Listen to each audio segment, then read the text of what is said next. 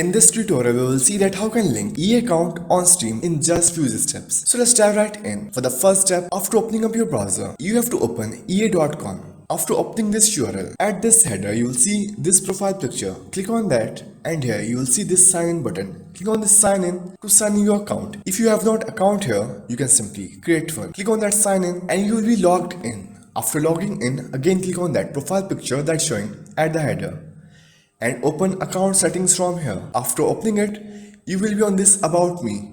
You have to scroll it down until you find here this connections. Open it and here you will see the list of connected accounts. It's also showing here Steam. You can simply link your Steam account with EA account by just clicking on this link button. Click on that link. Firstly, you have to verify your identity. Click on that send code and it will send a code to your connected Gmail. So after writing your verification code, click on that sign in and it will open up this store community where you will get this sign in button. Click on that sign in again and it's requesting permission to access the following. You can allow it from here and here you can see that link your EA account to Steam.